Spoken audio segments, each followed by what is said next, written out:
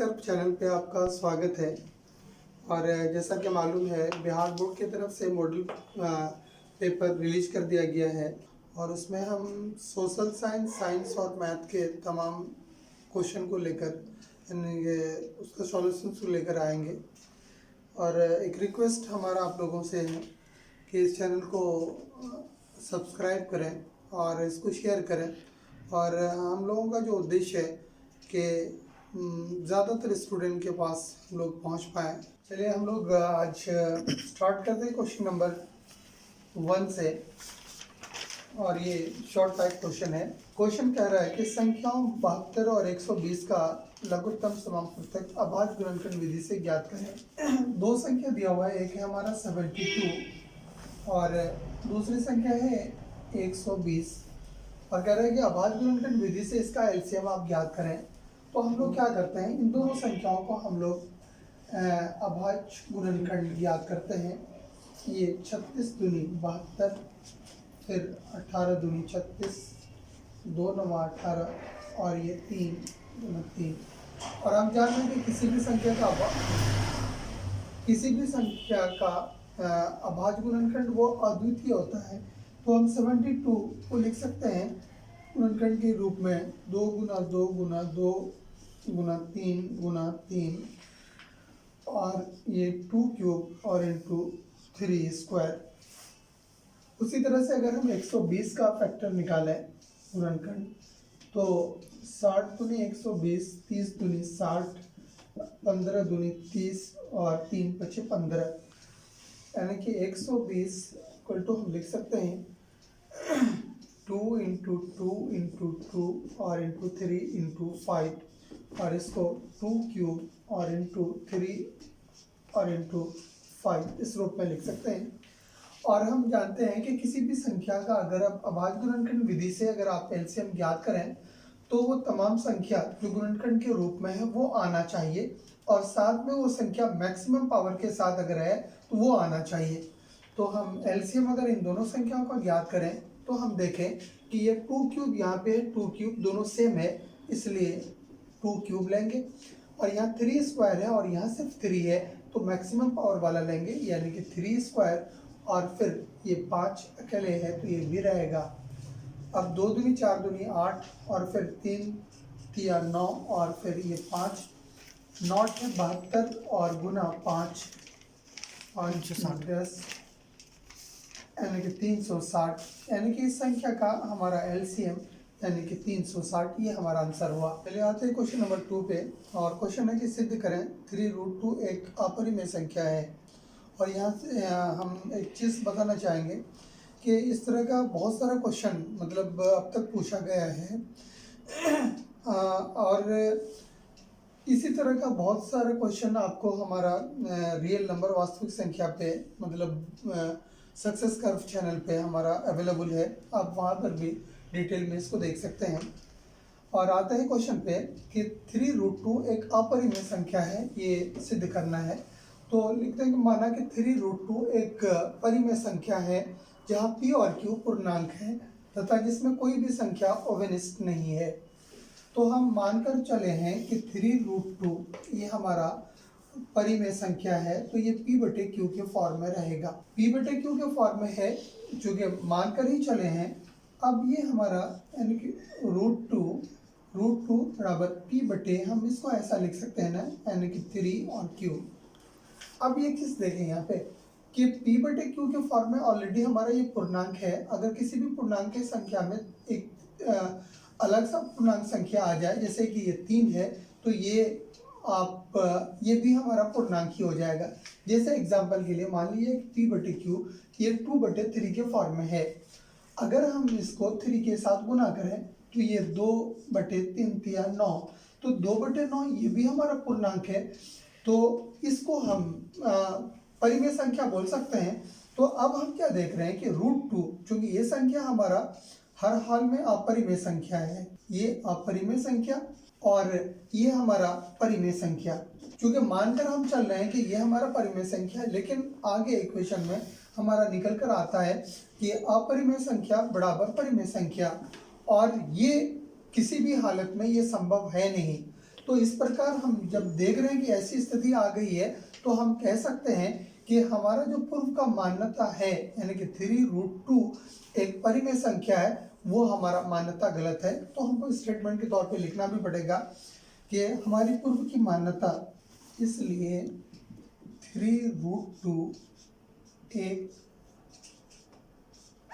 परिमेय संख्या न होकर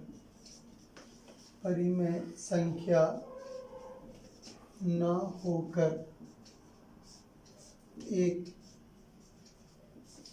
अपरिमेय संख्या है, और यही हम लोगों को प्रूव करना था। अब आते हैं हम लोग क्वेश्चन नंबर 3 पे।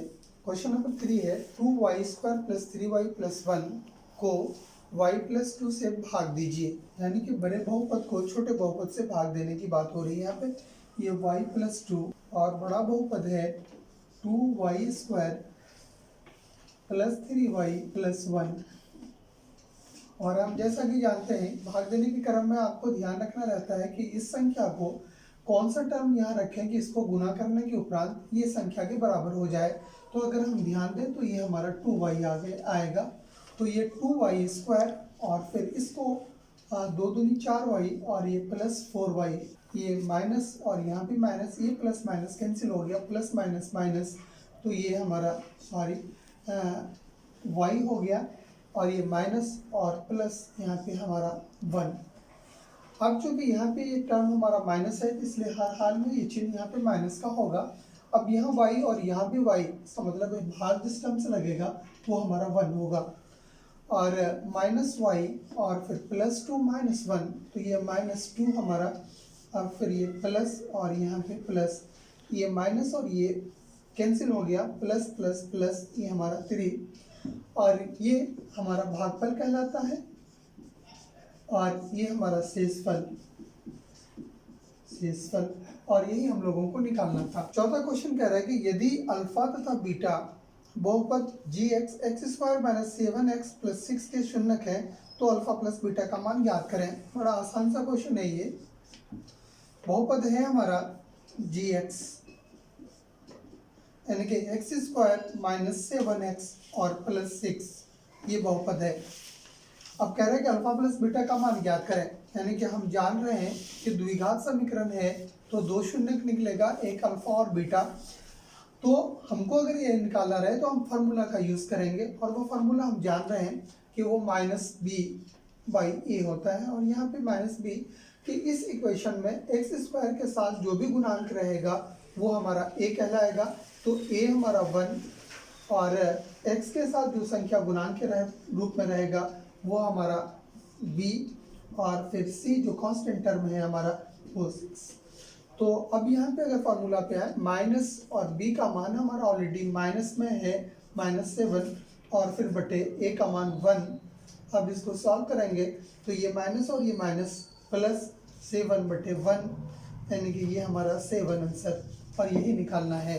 क्वेश्चन नंबर 5 है कि द्विघात बहुपद x² - 7 के शून्य ज्ञात करें और शून्यकों तथा गुणांकों के बीच के संबंध की सत्यता की जांच करें।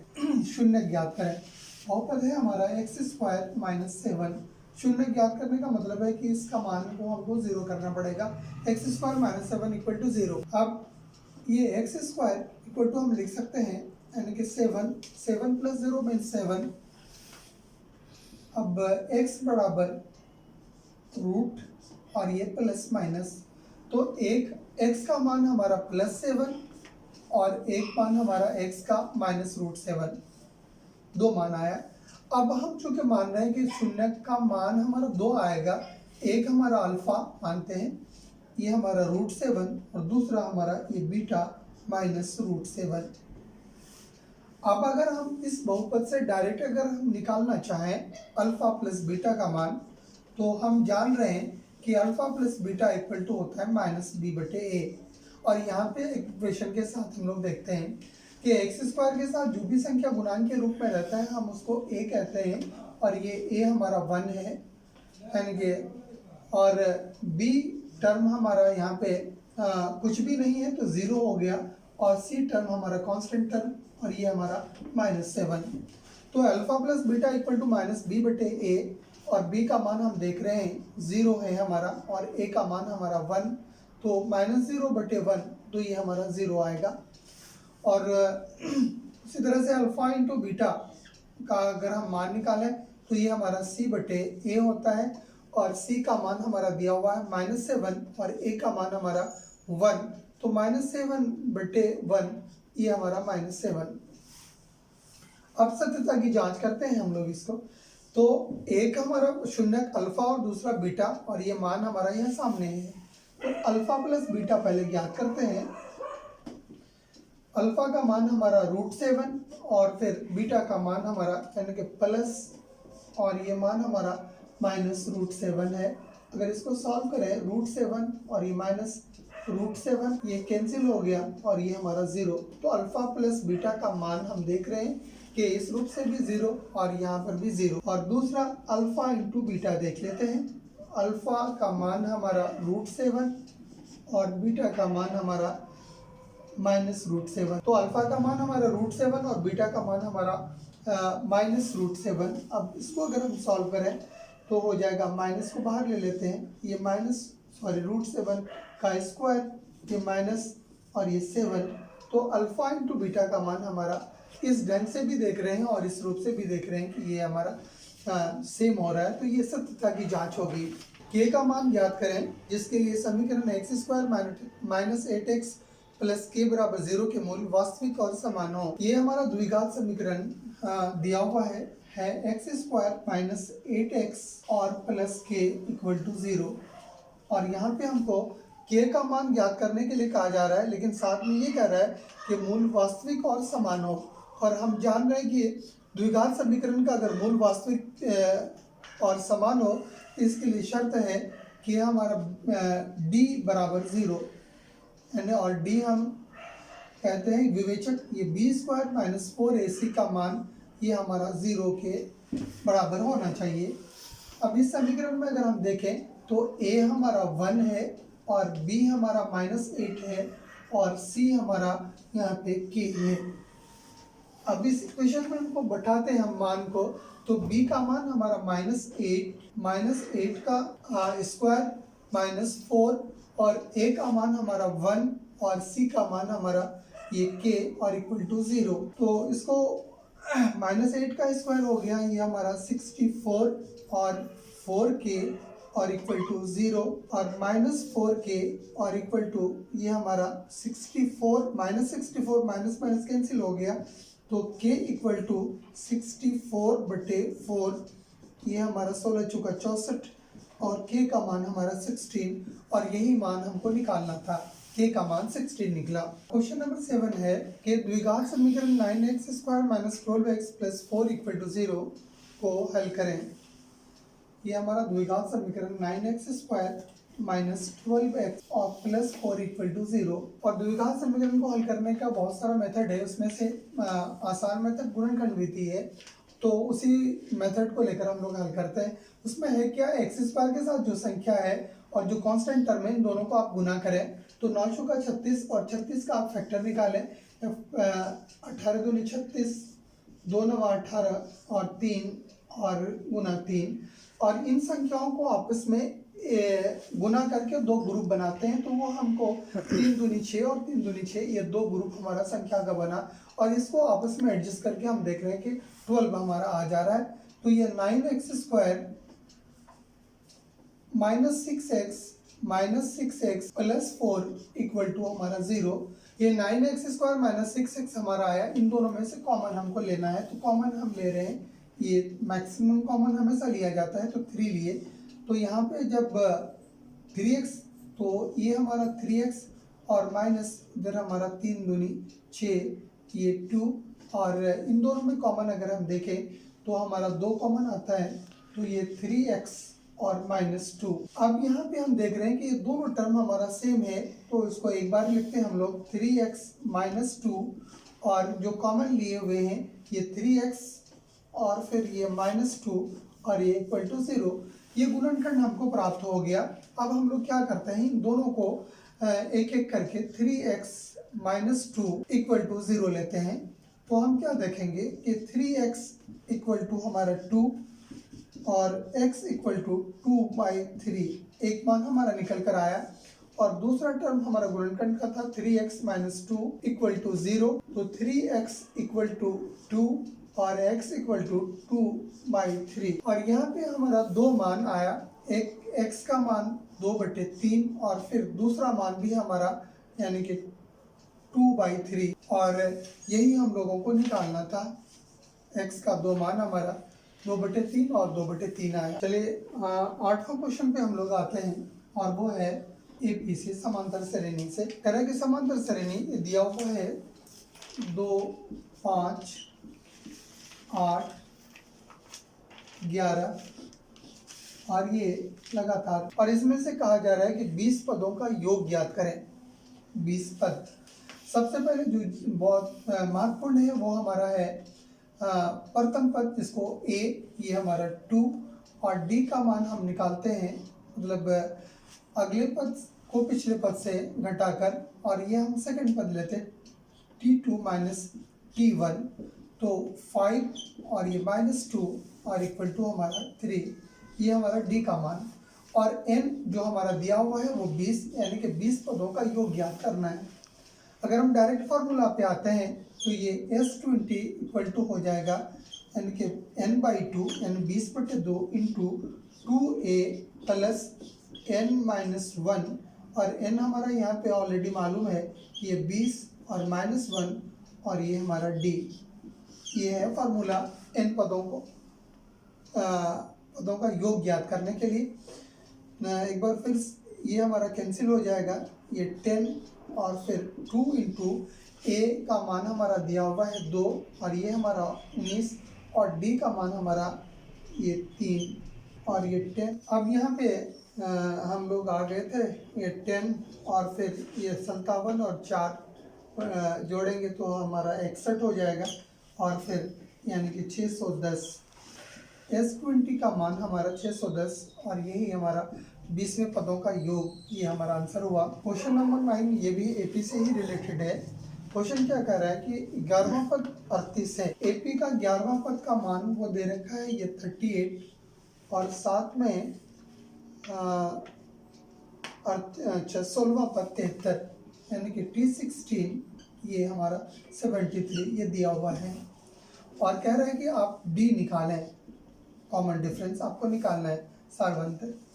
अब हम जान रहे हैं कि किसी भी अगर पद आपका दिया हुआ है ये T11, अगर उसको ज्ञात करें तो हम जान रहे हैं कि ये हमारा a प्लस n-1 यानी कि ये 10d बराबर किसके हो जाएगा 38 के।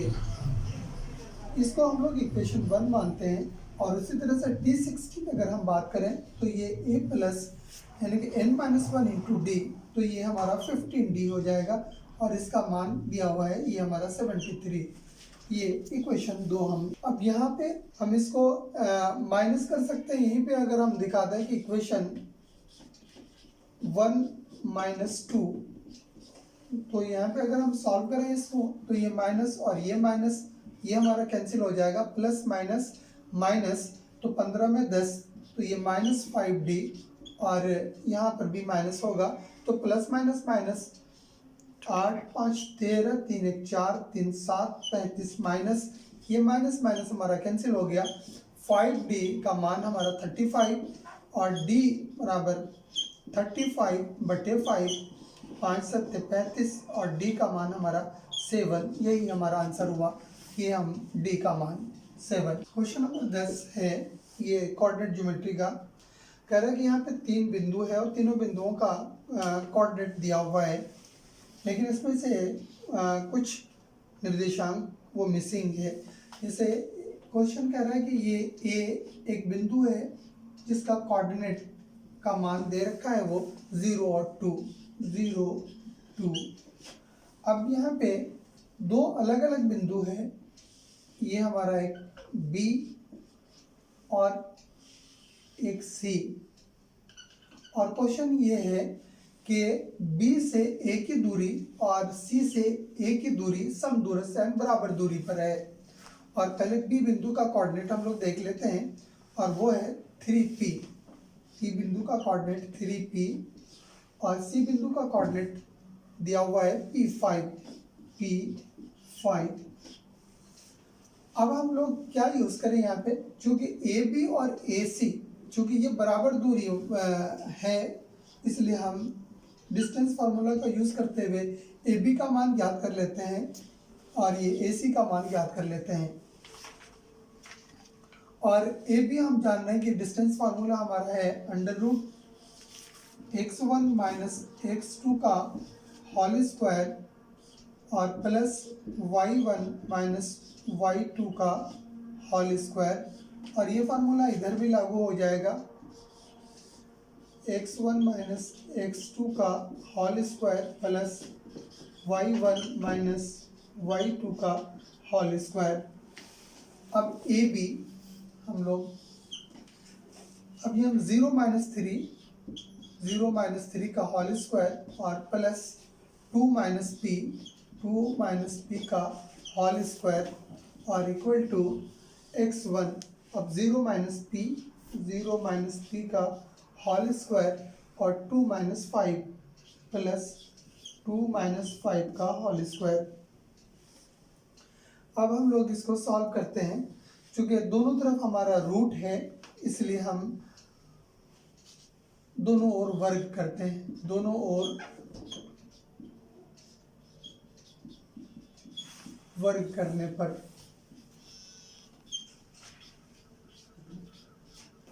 वर्ग करेंगे तो ये हमारा रूट दोनों तरफ खत्म हो जाएगा, तो बचेगा हमारा 0 माइनस 3 का होल स्क्वायर और प्लस 2 माइनस p।